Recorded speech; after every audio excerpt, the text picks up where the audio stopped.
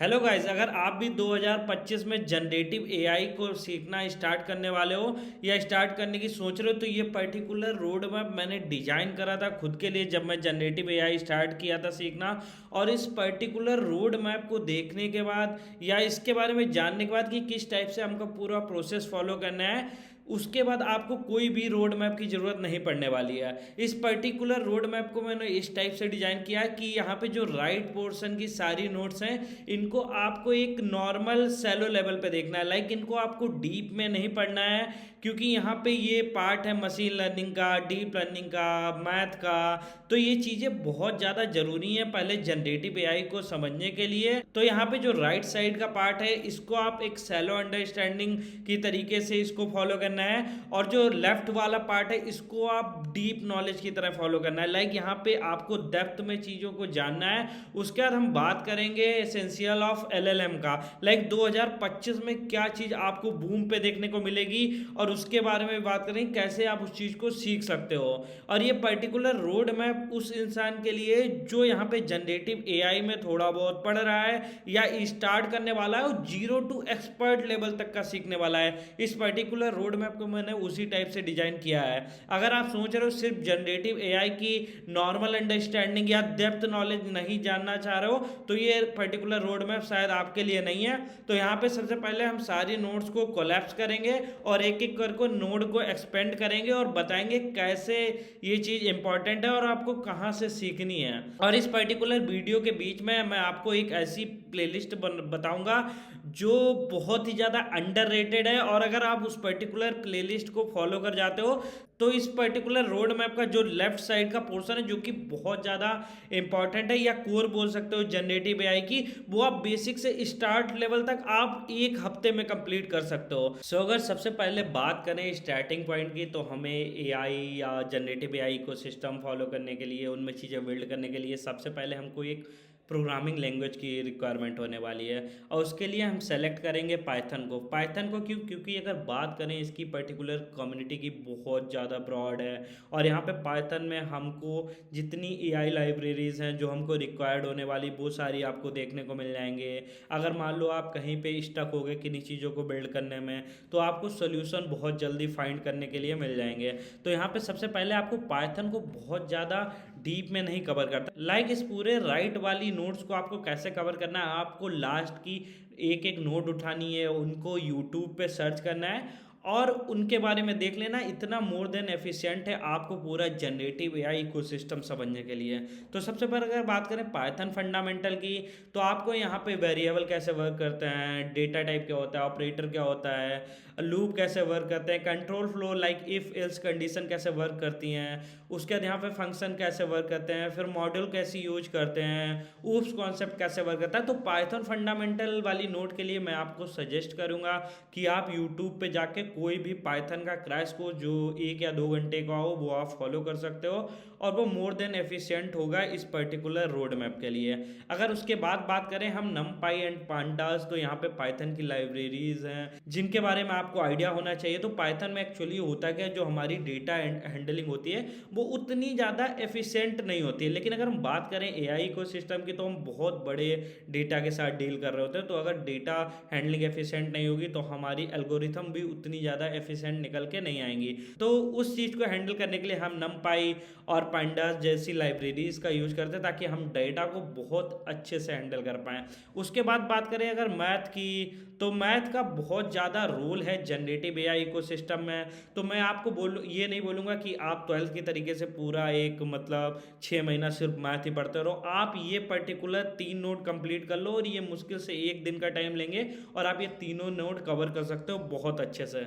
और सबसे पहले अगर बात करें पहली नोट की, तो यहाँ पे आपको मीन, मीडियन, मॉड कैसे वर्क करता है, कैसे कैलकुलेट करते हैं, मेजर ऑफ डिस्पर्सन कैसे कैलकुलेट करते हैं, क्वार्टाइल इंटर क्वार्टाइल रेंज कैसे कैलकुलेट करते हैं। फिर तो उसके बाद अगर बात करें प्रोबेबिलिटी डिस्ट्रीब्यूशन के बारे में, तो यहाँ पे अगर बात करें एआई मॉडल की, तो यहाँ पे कुछ भी यस या नो नहीं होता, हर चीज़ एसोसिएटेड होती है एक प्रोबेबिलिटी से। तो प्रोबेबिलिटी बहुत ज़्यादा मेन कंपोनेंट हो जाता है लाइक जनरेटिव एआई का। तो यहाँ पे आपको बहुत ज़्यादा नहीं, ये 3 एल्गोरिथम, और आप समझ सकते हो डिस्क्रीट एंड कंटिन्यूस डिस्ट्रीब्यूशन कैसे वर्क करता है, कैसे कैलकुलेट करते हैं, normal distribution and centre limit theorem, ये आप 3 चीज़ें कवर कर लो। ये बहुत ज़्यादा, इससे इससे ज़्यादा आपको कोई भी प्रोबेबिलिटी के बारे में जानने की ज़रूरत नहीं है। उसके बाद अगर इन्फ्रेंस की बात करें तो ये तीनों चीज़ें जो हैं, जब वो मॉडल हमारा ट्रेन हो जाता है तो उसकी टेस्टिंग करने के काम आता है। तो उसके लिए इन तीनों चीज़ों पे आप स्कीमिंग टाइप की कर सकते, like hypothesis testing, confidence intervals, P values कैसे वर्क करती हैं, कैसे कैलकुलेट करते हैं, ये सारी चीज़ें आप देख सकते हो। उसके बाद अगर हम बात करें तो यहाँ से हमारा एआई का इकोसिस्टम स्टार्ट होता है। जो हम पहले वाली चीज़ें पढ़ रहे थे वो टूल्स थे एआई को इम्प्लीमेंट करने के लिए या एआई को समझने के लिए। लेकिन अगर बात करें मशीन लर्निंग की नोट से हमारा एक्चुअल में एआई स्टार्ट होता है। तो सबसे पहले मशीन लर्निंग में आपको सुपरवाइज्ड अनसुपरवाइज्ड दोनों एल्गोरिथम के बारे में जानना है, लाइक रिग्रेशन एंड क्लासिफिकेशन कैसे वर्क करता है, मॉडल एवेल्युएशन कैसे करते हैं, कैसे हम एक्यूरेसी मेजर करते हैं, फीचर इंजीनियरिंग क्या होता है, इतना देख लोगे मोर देन इनफ है इस पर्टिकुलर रोड मैप के लिए। उसके बाद बात करें अगर अनसुपरवाइज्ड लर्निंग की, तो यहाँ पे क्लस्टरिंग एल्गोरिथम आप देख सकते हो कैसे वर्क करता है। फिर पीसीए वगैरह देख सकते हो, लाइक यहाँ पे कैसे आप डेटा को आप ऐसे बोल सकते हो पीसीए एल्गोरिथम के थ्रू हम डेटा को स्मॉल साइज में कंप्रेस करके लेके आते हैं। तो पीसीए एल्गोरिथम के बारे में आप देख सकते हो। उसके बाद बात करें अगर इवेल्युएशन मैट्रिक्स, तो यहाँ पे कंफ्यूजन मैट्रिक्स होती है, आरओसी एयूसी मैट्रिक्स होती है, एपन स्कोर होता है। ये तीनों चीज़ें काम आती हैं आपको मेजर करने के लिए कि आपका मॉडल कितना ज़्यादा एफिशिएंट है। तो इन तीनों चीज़ों को भी आपको एक एक करके पिक करना है, यूट्यूब पे सर्च करना है और फॉलो करना है, इतना काफ़ी है। उसके बाद अगर बात करें यहाँ पे डीप लर्निंग फंडामेंटल, तो ये चीज़ थोड़ी ज़्यादा इंपॉर्टेंट हो जाती है मशीन लर्निंग के बेसिक्स से, क्योंकि यहाँ पे अगर बात करें जनरेटिव एआई की तो वो डीप लर्निंग का ही सबसेट है। तो यहाँ पे अगर डीप लर्निंग में बात करें, सबसे पहले आपको न्यूरल नेटवर्क का आर्किटेक्चर जो है वो कैसे वर्क करता है, पूरा आर्किटेक्चर, सिंगल लेयर परसेप्ट्रॉन कैसे वर्क करता है, मल्टी लेयर कैसे वर्क करता है, वो सारी चीज़ें आपको देखनी है। फिर यहाँ पे फॉरवर्ड एंड बैक प्रोपेगेशन कैसे वर्क करता है, ये सबसे इंपॉर्टेंट पार्ट है डीप लर्निंग का, क्योंकि ये बहुत ज़्यादा आपको फील देगा कि एक्चुअल इंटरनल वर्किंग जो एक मॉडल के अंदर होती है ट्रेनिंग करने के टाइम, वो कैसे होती है और कैसे मॉडल एफिशिएंट बनता है। तो उसके बाद यहाँ पे एक्टिवेशन फंक्शंस, इन तीनों फंक्शंस में क्या डिफरेंस है। और यहाँ पे हमको एक प्रॉब्लम आती है वैनिशिंग ग्रेडियंट या एक्सप्लोडिंग ग्रेडियंट्स की, वो प्रॉब्लम क्या होती है और उसको कैसे फ्यूचर में हैंडल करते हैं, वो सारी चीज़ें अभी कवर करेंगे इस रोड मैप में। उसके बाद अगर बात करें डीप लर्निंग से भी ज़्यादा इंपॉर्टेंट कॉन्सेप्ट की, वो है एनएलपी, नेचुरल लैंग्वेज प्रोसेसिंग।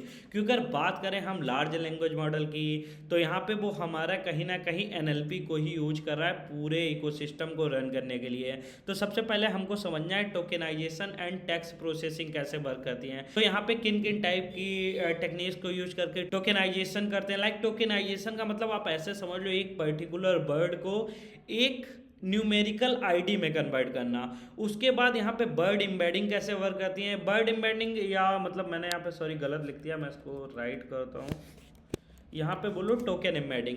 क्योंकि सबसे पहले अगर हम बात करें तो यहाँ पे वर्ड को टोकन में कन्वर्ट करते हैं, देन टोकन को टोकन आईडीज में कन्वर्ट करते हैं, देन टोकन आईडीज को हम वेक्टर फॉर्म में कन्वर्ट करते हैं उस, ताकि हम वहाँ पे सिमेंटिक मीनिंग कैप्चर कर पाएँ। तो यहाँ पे ये बहुत ज़रूरी पार्ट है, इस चीज़ को आपको ध्यान से पढ़ना है, एक बारी इसमें कुछ टाइम स्पेंड करना है, तब यहाँ पे जो इंटरनल वर्किंग उसके बाद पूरी हमको देखने को मिलेगी, उसकी फुल अंडरस्टैंडिंग आपको आ जाएगी। फिर आप देख सकते हो ओपन एआई का जीपीटी एम्बेडिंग कैसे वर्क करती है। लाइक यहाँ पे वाइट पेयर इनकोडिंग का यूज करता है जीपीटी मॉडल में, तो वो सारी चीज़ें कैसे वर्क करती हैं वो आप देख सकते हो। उसके बाद वर्ड की एम्बेडिंग कैसे वर्क करती हैं, कौन सा आर्किटेक्चर फॉलो करती हैं, वो सारी चीज़ें आप देख सकते हो। तो ये हो गया हमारा राइट साइड का पार्ट, जो कि एक स्कीमिंग टाइप से आपको या सैलो अंडरस्टैंडिंग लेनी है इस पूरी चीज़ की। लेकिन अगर बात करें यहाँ पे लेफ्ट साइड के आर्किटेक्चर की, इसको आपको ध्यान से और डेप्थ में पढ़ना है, क्योंकि जब इन चीज़ों की आपको डेप्थ नॉलेज होगी तो आप रिसर्च पेपर आराम से पढ़ सकते हो।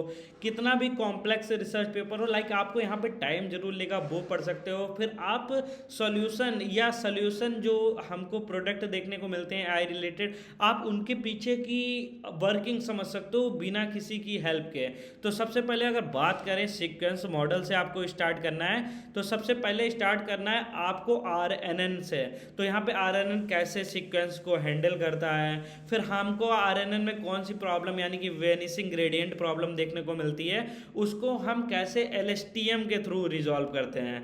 उसके बाद एलएसटीएम में भी हमको कुछ प्रॉब्लम्स देखने को मिलती हैं, लाइक यहाँ पे पैरेलल सीक्वेंसिंग नहीं हो सकती है। और इसके बाद यहाँ पे अगर बात करें, अगर सीक्वेंस बहुत ज़्यादा लार्ज है तो यहाँ पे जो सिमेंटिक मीनिंग है वो लॉस हो जाता है। उसके बाद कैसे इस चीज़ को हम रिजॉल्व करते हैं, अटेंशन मैकेनिज्म जो पूरा आर्किटेक्चर उसमें इन सारी चीज़ों को रिजॉल्व करते हैं। उसके बाद आपको इनकोडर डिकोडर आर्किटेक्चर समझना है, लाइक कैसे पूरा आर्किटेक्चर वर्क करता है, कैसे हम स्टार्टिंग टू ए वर्ड उसको इनकोड करते हैं न्यूमेरिकल फॉर्म में, देन डिकोड करते हैं न्यूमेरिकल फॉर्म से एक्चुअल वर्ड में। वो चीज़ें आपको इनकोडर डिकोडर आर्किटेक्चर में समझनी है। अब बात करते हैं यहाँ पे अगली नोड का जो है अटेंशन मैकेनिज्म और ट्रांसफार्मर आर्किटेक्चर। अगर कोई मुझसे पूछे पूरे जनरेटिव एआई इकोसिस्टम का कोर क्या है, तो मैं इन दो नोड को बोलूँगा। तो इन दो नोड को आपको बहुत ही डेप्थ में, लाइक जितनी डेप्थ में, जब तक आपको फील नहीं आ जाए तब तक इन चीज़ों के बारे में पढ़ना है। यहाँ पे अभी मैं आपको एक प्लेलिस्ट बताऊंगा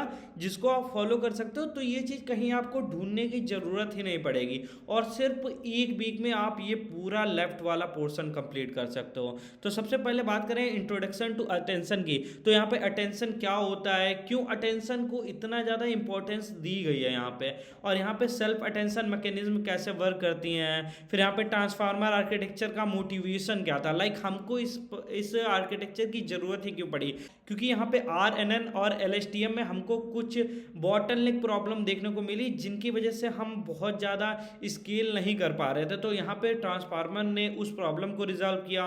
फिर यहाँ पे पैरेलल प्रोसेसिंग को बहुत ज़्यादा एफिशिएंट बना दिया ट्रांसफार्मर में। उसके बाद आपको पूरे ट्रांसफार्मर ब्लॉक को एक बार समझना है। उसके बाद मल्टी हेड अटेंशन, लाइक कैसे हम मल्टी हेड के थ्रू प्रोसेसिंग कर सकते हैं इंस्टेड ऑफ सिंगल अटेंशन। उसके बाद आपको समझना है पोजिशनल इनकोडिंग की हमको ज़रूरत क्यों पड़ी, क्योंकि अगर पोजिशनल इनकोडिंग नहीं होती तो यहाँ पे बहुत सारे कॉन्टेक्स्ट जो थे वो लॉस हो रहे थे, तो इसकी ज़रूरत क्यों पड़ी और कैसे पोजिशनल इनकोडिंग वर्क करती है। यहाँ पे बात करें तो ये सारा जो प्रोसेस हमने अभी तक देखा है वो सब कुछ रिलेटेड था टेक्स्ट मॉडलिंग के ऊपर। उसके अलावा आपके जनरेटिव मॉडल्स और भी कई टाइप के, लाइक बीएई के बारे में आपको एक बार डीप में पढ़ना है, गेन्स के बारे में डीप में करना है, फिर डीसी गेन और डब्ल्यू गेन कैसे डिफरेंट है उनके बारे में आपको जानना है। फिर introduction to text generation, like यहाँ पे कैसे टेक्स्ट जनरेशन वाला पूरा चीज़ वर्क करता है, लाइक नेचुरल लैंग्वेज अंडरस्टैंडिंग कैसे वर्क करती है। इस चीज़ को, इन तीनों नोड को आपको एक बार बहुत ही डेप्थ में पढ़ना है। उसके बाद अगर बात करें तो यहाँ पे आप ये 3 टाइप के प्रोजेक्ट बना सकते हो। उससे क्या होगा कि जो चीज़ें आपने अभी तक पढ़ी हैं वो सारी चीज़ें इन तीनों प्रोजेक्ट में कवर हो जाएंगे। सबसे पहले इंप्लीमेंटिंग है चैट बॉट, तो क्या कर सकते हो आप चैट बॉट इंप्लीमेंट कर सकते हो। और ये मत करना कि कोई भी आप लाइब्रेरी वगैरह यूज कर रहे हो, शॉर्टकट में चैट बॉट बनाए ले रहे हो। तो सबसे पहले आपको स्क्रैच से चैट बॉट बिल्ड करना है। लाइक यहाँ पे आपको क्या होगा, नेचुरल लैंग्वेज अंडरस्टैंडिंग का पूरी फील आ जाएगी कैसे वर्क करती है। उसके बाद टेक्स्ट समराइजेशन प्रोजेक्ट आप बना सकते हो। उसके बाद इमेज जनरेशन विद गैंस कैसे वर्क करता है उस पर्टिकुलर प्रोजेक्ट को बना सकते हो। और अगर बात करें यहाँ पे 2025 के बारे में, तो ये एसेंशियल ऑफ एलएलएम में 2025 में क्या चीज़ें आपको बहुत ज़्यादा फोकस करनी है और ये सारी चीज़ें सीखने के बाद आप किस चीज़ पे फोकस कर सकते हो। ये हमारी नोड है एआई एजेंट से रिलेटेड। तो एआई एजेंट की बात करें 2025 में बूम देखने वाला है, मिलने वाला है हमको पर्टिकुलर एआई एजेंट्स का। सारे लोग बुलिश हैं एआई एजेंट्स पे। एआई एजेंट्स को आप शॉर्टकट में ऐसे समझ सकते हो, ये ऑटोनोमस सिस्टम होते हैं जो एलएलएम की मदद से हमें एक्शन कंप्लीट करने में हेल्प करते हैं। लाइक आप ऐसा समझो, अभी अगर हमको जानना है कि यहाँ पे नोएडा से और बेंगलोर की सबसे सस्ती फ्लाइट कैसे है, तो आप चैट जीपीटी से पूछ सकते हो और वो वेब सर्च करेगा रियल टाइम पे और आपको डेटा बता देगा। लेकिन आप चाहते हो कि सिर्फ आप इतना ही प्रॉम्प्ट देना चाहते हो कि आप हमारी नोएडा से बेंगलोर तक की सबसे सस्ती फ्लाइट बुक कर दो, तो ये एआई एजेंट तब काम करते हैं। यहाँ पे आपको सबसे पहले ये एआई एजेंट हेल्प करेंगे उस पर्टिकुलर गोल को अचीव करने के। लाइक आपका गोल क्या हो गया कि नोएडा से बेंगलोर तक की हमको एक स्पेसिफिक डेट में सबसे सस्ती फ्लाइट ढूंढ के बुक करनी है। तो ये पूरा प्रोसेस एआई एजेंट कर सकता है विदाउट एनी ह्यूमन इंटरवेंशन। तो यहाँ पे ये समझ सकते हो एआई एजेंट कितना ज़्यादा इंपॉर्टेंट हो जाते हैं। और अगर आप बात करें प्लेलिस्ट की, जो मैं आपको सजेस्ट करूंगा कि अगर वो प्लेलिस्ट आप फॉलो करते हो, सबसे पहले आपको राइट साइड वाली सारी नोट्स कवर करनी है, फिर आपको लेफ्ट साइड के लिए उस पर्टिकुलर प्लेलिस्ट को फॉलो करना है। अगर इस रोड मैप में आपको अभी भी कोई डाउट है तो आप नीचे कमेंट में पूछ लेना, मैं रिप्लाई कर दूंगा। अगर बात करें प्लेलिस्ट की तो मैं लिंक आपको नीचे डिस्क्रिप्शन में डाल दूंगा। तो वो प्लेलिस्ट मुझे बहुत ही ज़्यादा अमेजिंग और अंडररेटेड दिखी यूट्यूब पे, तो आप उस प्लेलिस्ट को फॉलो करोगे आपको एकदम फील आ जाएगी पूरे जनरेटिव एआई की। तो मिलते हैं अगली वीडियो में, तब तक के लिए बाय बाय।